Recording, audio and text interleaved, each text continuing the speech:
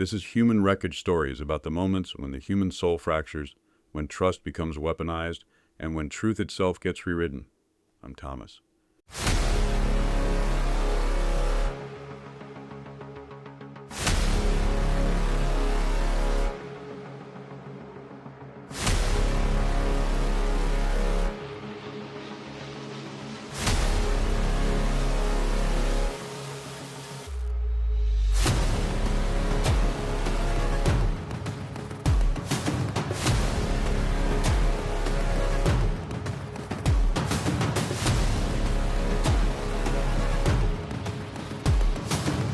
Today, we go to a quiet town in Macedonia Kaicho, a place where the streets close early, where people greet each other by name, and where, for years, one of their own wrote about the community's darkest crimes, while secretly committing them.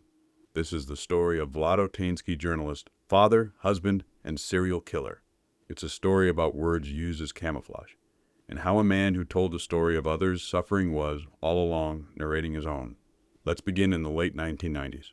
Kaicho sits in the mountains of western Macedonia, a town surrounded by fields and forest, a population barely over 20,000. Life here moves slowly. There's one main square, a cluster of cafes, and a single local radio station. And there's Vlado Taneski. Born in 1952, he's a man who blends in. Middle-aged, polite, soft-spoken, with neatly combed hair and glasses that give him a scholarly air. He's been a journalist for decades, covering schools, town council meetings, crime. The kind of stories no one else bothers to write. Colleagues describe him as meticulous, always with a notebook, always chasing small leads. His editors say he's trustworthy.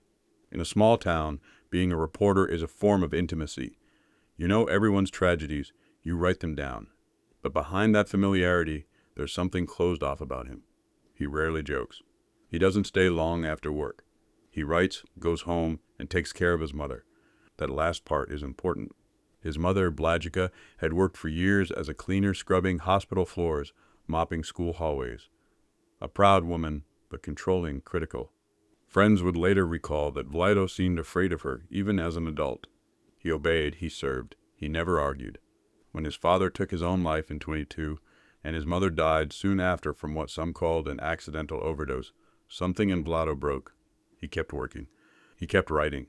But grief had created a silence inside him, one he would soon fill with horror. Between 2004 and 2008, Kaicho was shaken by a string of disappearances. Each victim was an older woman in her 50s or 60s, poor, often working as a cleaner or janitor. The first was Mitra Simjanaska. November 2004. She leaves home to go shopping and never returns. Her body was found 2 months later, in January 2005, dumped near a local road. She's been raped, tortured, strangled. Police investigate. Nothing. No suspects. No leads.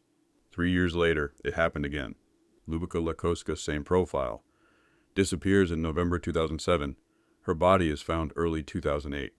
Bound with cords, assaulted, strangled. And then a third, Vlado Taneski, 65 years old. May 2008. She receives a phone call telling her that her son has been injured, that she should come quickly. She leaves home in a rush. She never comes back. Her body was found 10 days later, wrapped in plastic, bound with a telephone cord. 3 women, all cleaners, all killed with the same pattern, tortured, raped, strangled. And the killer? Still unknown. The town panics. Women start walking home in groups. Men whisper about a maniac on the loose. And in the local papers, one journalist begins writing detailed, emotional stories about the murders of Vlado Taneski. He writes about the fear in Kaicho. He writes about the victims' lives, their families, their last moments. He writes with compassion, but also with detail. Too much detail. When the article about Vlado Taneski's murder ran, investigators noticed something strange. The piece described the exact kind of cord used to bind her hands, a specific brand of telephone cable, cut cleanly with scissors. But that information had never been released publicly. Only the killer and the police knew. At first, detectives assumed a leak inside the department. They looked inward, questioning officers. But then, as they read more of Taneski's previous stories, a pattern emerged. In each article, he mentioned details no journalist could possibly know. The precise position of a body. What kind of plastic bag covered it? How the victims were dressed. Taneski wasn't quoting police sources. He was writing like he'd been there. One detective would later say, he wrote as if he had seen the bodies himself. That's when suspicion turned toward the man holding the pen. The police quietly began monitoring Taneski. They didn't want to scare him off. They took samples of his articles, his notes, his call logs. Then, in June 2008, the lab results came back from DNA testing on semen found on one of the victims. It matched Vlado Taneski. On June 22nd, police arrested him at his home in Kaicho. Neighbors watched as the quiet journalist was led away in handcuffs. Inside his house, investigators found phone cords, ropes, women's clothing, and pornographic material depicting violence and bondage. In his basement, traces of blood. It was over. The journalist who covered the murders was the murderer. The question that haunts everyone: why? Psychologists would later call Taneski's crimes a manifestation of deep resentment toward his mother, a mix of anger, humiliation, and dependence that metastasized into violence. The victims weren't random. They were symbolic. They were his mother's doubles older, working-class women who scrubbed floors and lived in poverty. By killing them, he wasn't just murdering strangers. He was reenacting a twisted drama with his mother's ghost. And yet, the most bizarre element remains his need to write about the murders. What kind of killer documents his own crimes in a newspaper? There are theories. Control. Writing the story allowed him to control not just the crime, but its public perception, to become both killer and storyteller. Pride. His articles gained attention. He became the go-to reporter on the Kaicho murders. Every time he published, his status rose. Confession. On some level, maybe he wanted to be caught. Each article leaked a little too much like a subconscious admission. Whatever the reason, it was unprecedented, a journalist writing his own downfall. After his arrest, Taneski didn't speak much. He denied the killings. He said the DNA evidence was a mistake. But investigators were confident they had physical evidence, matching cords, matching details, matching DNA. He was placed in a detention cell in the city of Tetovo. It was June 23, 2008, just one day after his arrest. At 3 a.m., guards found him dead. His head was submerged in a bucket of water. The official report called it suicide. But many in Macedonia didn't believe it. How does a man drown himself in a bucket? Was he silenced? Was it guilt? Or just another act of control, deciding how his story would end? Without a trial, the case closed overnight. The question stayed open. When the news broke, Kaicho went silent. People who had known him for decades couldn't reconcile the image. The polite journalist who drank coffee at the corner cafe, and the man who raped and killed 3 women. One editor wept when police told him.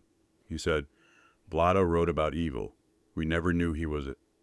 The families of the victims were devastated not only by the crimes, but by the betrayal. They'd spoken to him. They'd trusted him to tell their loved ones' stories. He'd sat in their kitchens, taken notes, nodded kindly, all while knowing exactly what had happened because he had done it. It was the ultimate violation.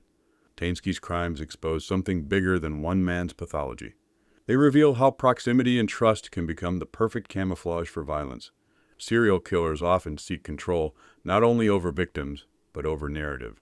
Most manipulate the story after the act. They hide bodies, they send taunting letters. But Taneski's control was absolute. He committed the crimes, then reported them, shaping how his town understood the danger. He was the killer and the chronicler, the monster and the messenger. That's what makes this case so haunting. It blurs the line between truth and fiction, journalism and manipulation, storytelling and murder. Because Taneski died before trial, much of what we know is speculative. How many victims were there? Police linked him to 3, but suspected a 4th, a 78-year-old cleaner who vanished in 2003. Was she the first? The rehearsal? Did anyone help him? There's no proof, but some locals believe others may have known or suspected. And what about his death? Some point to irregularities. No suicide note, no witnesses, an unlikely method. Others believe guilt simply consumed him. Whatever the truth, his death robbed investigators and the victims' families of answers. Let's stop for a moment and speak their names again. Mitra Semjanaska, 64. She had 2 children. She loved tending her garden. She cleaned offices for a living and dreamed of retiring soon. Lyubika Lakoska, 56. Known for her laughter, her constant singing while she worked. Her daughter described her as sunlight in tired shoes. Giovanna Tamelkaska, 65. She adored her grandchildren. She baked bread for the entire neighborhood every Sunday. Her kindness made her everyone's grandmother. They were ordinary women, invisible to most. And perhaps that's why Taneski chose them, because society looks away from the poor, the old, the cleaners. But here, their stories matter more than his. Their lives are the wreckage he left behind. True crime often asks us to look into darkness to make sense of what feels senseless. But the Taneski case forces us to question the very tools we use to understand crime. Storytelling, narrative, the act of writing. He weaponized those tools. He used journalism, the pursuit of truth, as a mask for deceit. Every article he wrote blurred the boundary between confession and control. It makes us ask, how well do we know the voices we trust? What happens when the storyteller becomes the story? In an age where media mediates everything, Taneski's case remains a warning. The truth is only as clean as the hands that write it. When I think about Vlado Taneski, I think about the layers of quiet. The quiet of a small town at dusk. The quiet of a man writing at his desk. The quiet of a woman walking home from work, not knowing someone is following her. And finally, the quiet of a jail cell where a bucket of water ends a life that took so many others. In the end, Kaicho's story isn't just about murder. It's about how evil can live in plain sight, dressed in the language of empathy, hiding behind the authority of a byline. It's about the way pain ripples through communities, across years, across borders. And it's about remembering the women who deserve far better than to become footnotes in the story of their killer.